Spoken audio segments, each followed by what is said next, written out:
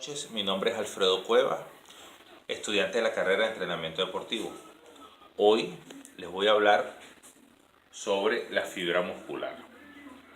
Hablamos de la fibra muscular cuando nos referimos a la célula fusiforme y multinucleada con capacidad contráctil y de la cual está compuesto el tejido muscular. Es la membrana celular que se denomina sarcolema y el citoplasma-sarcoplasma. Contiene orgánulos celulares y núcleos celulares y un complejo entramado proteico de fibras llamadas actina y miosina, cuya principal propiedad es la contractabilidad, que es la capacidad que tiene el músculo de acortar su longitud o extender su longitud según al esfuerzo físico que sea sometido, ya sea a través de esfuerzos mecánicos, eléctricos o químicos. Vamos a hablar de los diferentes tipos de fibra muscular. El tipo 1, también conocida como fibras rojas, son fibras lentas y oxidativas. La denominación de roja se debe a que presenta mayor cantidad de mioglobina, la proteína semejante a la hemoglobina de la sangre, cuya función es reservar cierta cantidad de oxígeno dentro de la fibra muscular. A diferencia de otras fibras, la fibra roja tiene menor concentración de microfibrillas y un sarcoplasma abundante. La denominación oxidativa se debe a que su metabolismo es fundamentalmente aeróbico. Sus características histológicas y bioquímicas apuntan a esa dirección.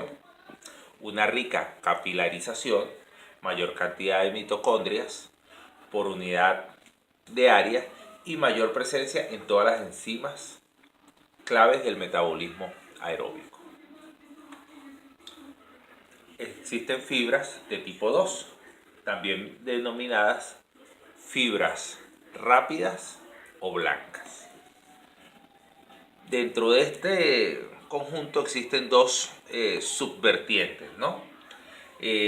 La de tipo 2A, que presenta dos tipos de metabolismo energético: el aeróbico y lactacidémico, con predominio del aeróbico.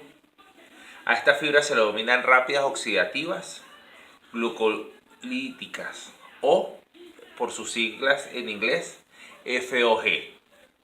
Son de contracción rápida y trabajan de forma general. Las de subtipo B, de las fibras tipo 2, presentan una débil actividad aeróbica, presentando mayor cantidad de enzimas responsables del proceso degradativo de la glucosa de la vía anaeróbica. Es decir, que este tipo de fibras tienen un mayor componente anaeróbico lactacidémico, están muy desarrollados.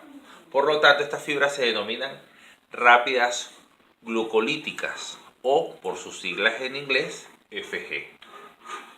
Ahora vamos a hablar de las modificaciones y adaptaciones musculares. La genética es un factor que no debemos dejar al lado al hablar de las adaptaciones y las fibras musculares, ya que dependiendo de cada persona podemos tener mejores o menores facultades para el deporte, tanto a nivel de resistencia como también en los deportes de velocidad. Ejemplo, un deportista con 80% de fibras de resistencia y un 20% de fibras de velocidad viene a ser un atleta de fondo si se dedicara al atletismo. Pero si sus fibras fuesen porcentualmente adversas, contrarias a las que le acabo de señalar, sería un velocista, ¿no? Una persona sedentaria de mediana edad tendrá un porcentaje de 45 o 55% de fibras 1, siendo un poco superior normalmente al de las mujeres en en las edades medianas, ¿no? Pero además de esto, dependiendo el músculo que estemos hablando, podrá tener mayor o menor capacidad de resistencia, como los que ya manejamos anteriormente en los músculos anteriores. En los estudios a lo largo de la historia sobre las adaptaciones de fibras musculares y el cambio que sufren las mismas dependiendo del entrenamiento, se llega a la conclusión de que un entrenamiento en resistencia no hará que las fibras rápidas se conviertan en fibras lentas, pero sí concuerdan en que las fibras rápidas, al hacer varios tipos, puedan variar su estructura dependiendo si realizamos una actividad donde se requiera más una función glucolítica o más oxidativa. Aún así, creo que es de vital importancia saber que un abuso en el entrenamiento puede ser perjudicial. Por ejemplo, si se aplica un entrenamiento de intensidad baja de larga duración, hará que las fibras lentas definitivamente sean más lentas y posiblemente las fibras rápidas se conviertan en fibras más oxidativas. Para finalizar, los estudios hablan de que no existe un cambio de estructura de las fibras musculares rápidas a fibras musculares lentas, ya que dicen que es más cuestión de genética.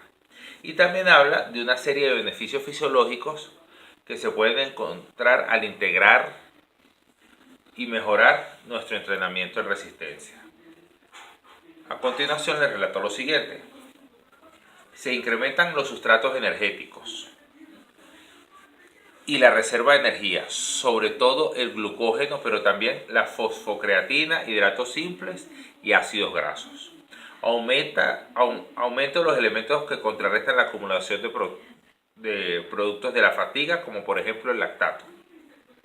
Aumenta la capacidad del organismo para desechar los productos de la fatiga. Aumenta la capacidad oxidativa dentro del músculo gracias al aumento del número y tamaño de las mitocondrias. Mejora en cuanto al ahorro de glucógeno utilizado en ejercicio de resistencia aeróbica, sustratos provenientes de los lípidos. Vamos a hablar ahora de la contracción muscular.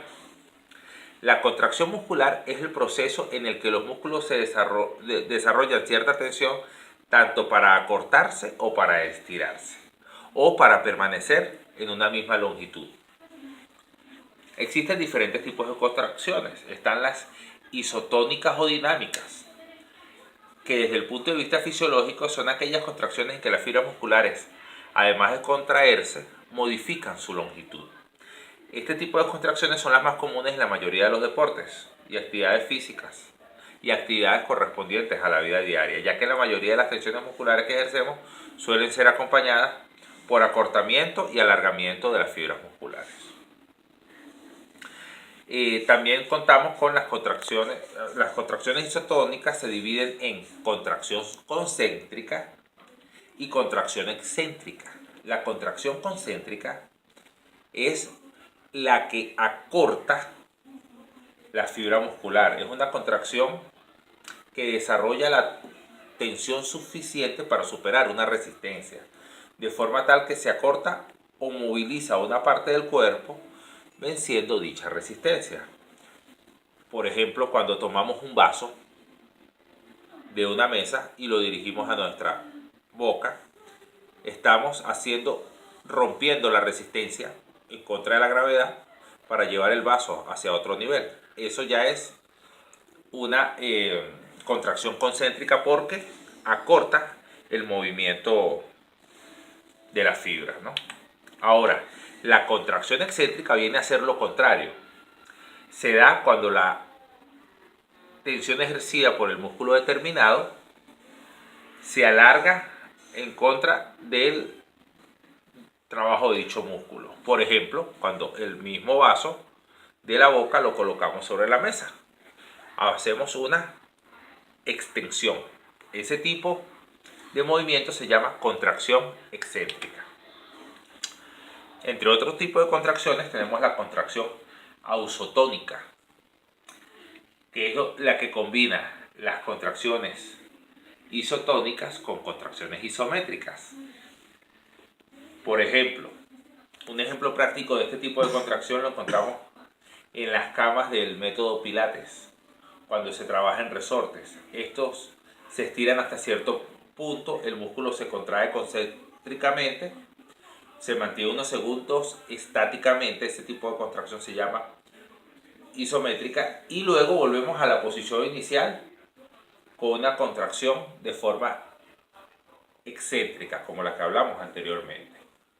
Las contracciones isocinéticas son aquellas que se refieren a ciertas aplicaciones de la práctica deportiva.